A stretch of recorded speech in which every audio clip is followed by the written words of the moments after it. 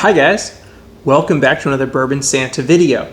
This is part 2 of Starlight exploration. In the previous video, we did this white wine, orange peel infused rye finished whiskey, and we did this Sauternes finished bourbon. So, right now, we're gonna do these 5 other Starlight expressions. So, I have wild rye, high rye, double oaked American oak, double oaked French oak, and Starlight bourbon finished in honey barrels. Now, all of these are 110 plus proof, except the honey barrel. It's 103. So we're going to kind of rapid fire go through these 5 and see what we think, nose and palate, and see which one I think is the real standout expressions among Starlight. So far, from the previous video, I really liked the rye finished in the wine barrels with the orange peels.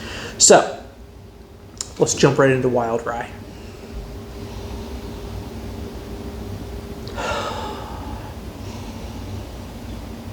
A little bit of circus peanut. The rye is gorgeous. It's a spicy, it's different. It's different though. There's a molasses note and there's almost a vinegar note, which is really odd. I don't think I've ever smelled vinegar on a whiskey before. But it's like just a subtle touch of a vinegar note. You know what it is? What it's giving me is it's a pickle note, and I'm picking up on the vinegar brine for the pickles. It's a pickly note. Wow. Okay, I like that. Let's taste.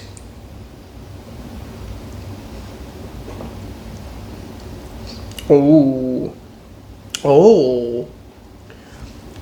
that goes through multiple flavor changes on the palate. The pickliness comes through. There's a dill and that vinegary note from the brine, and it's a little salty. Ooh, I like that. I like that a lot. All right, high rye. This is sweeter.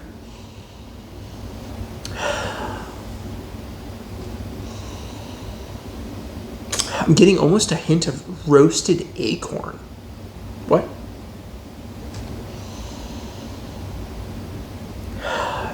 And pine tree. Like not like Christmas tree, like Florida pine tree. Like this, almost the smell of the sap and the pine needles.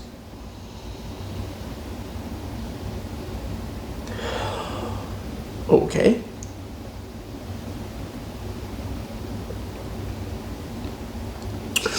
It's a more bitter. It's more bitter on the palate, but it has a nice molasses second wave note that's really full and round and enveloping. I like that one too. Okay, double oaked American. So this was aged in American oak and then aged in a second American oak barrel. This one smells a little young for some reason. It's coming across young. Very vanillaed, very creamy, but youthful on the grain notes.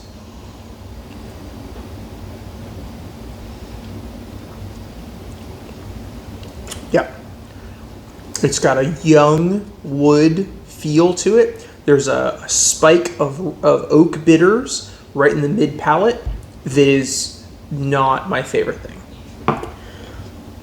Double oaked French. Now, I'm not 100% sure, but this one was clearly aged in French oak for at least the second barrel. I couldn't find whether the first barrel was French oak or if the first barrel was American. So, whatever. Let's see what we got. Oh, I smell that French oak. So much milder. Totally different spice profile. I'm pretty sure I'm gonna like this better. Oh, definitely. Definitely. This French oak curb stomps the American double oaked. Curb stomps the heck out of both of them. Out of the American. Wow. Here's the honey finished. Oh yeah.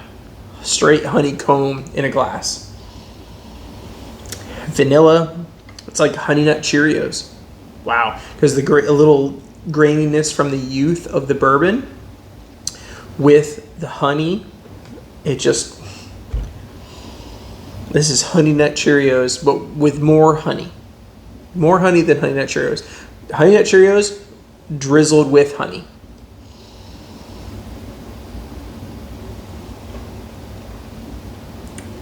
Oh, that's lovely. The grain from the bourbon comes across young. That's the only thing holding this back from being absolutely exceptional, is the youth of the bourbon, the youthful feel. Now, these are samples, so I honestly don't know the age of any of these. I'm just telling you the way I'm perceiving them. This I'm perceiving as young. So maybe it is, maybe it isn't, whatever.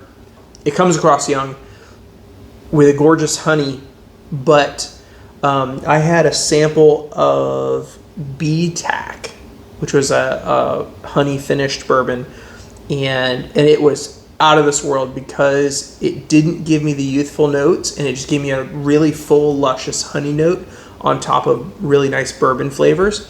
This one, the nose is straight honey. Like you might as well be smelling honey and nothing else. Hardly any of the bourbon comes through on the nose. It's like smelling a jar of honey. On the palate, though,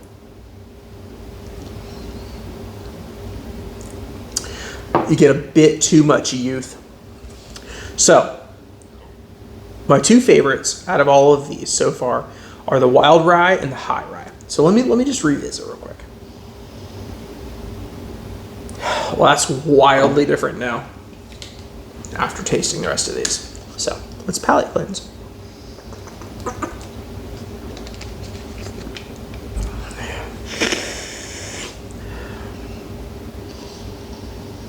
Oh yeah, there it is.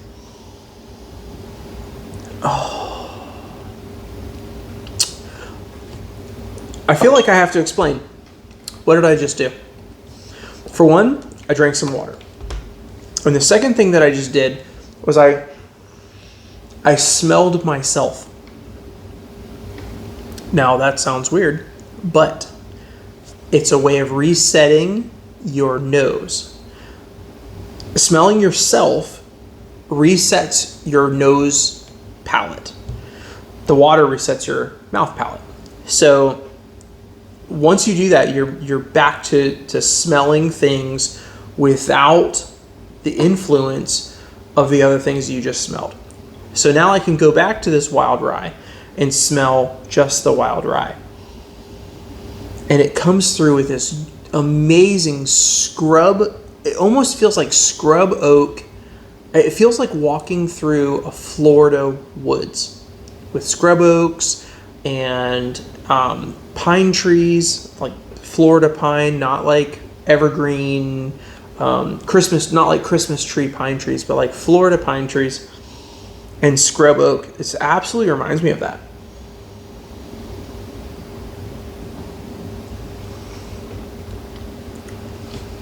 Gorgeous rye. I have to say, after trying it again, it does come across just a little bit young.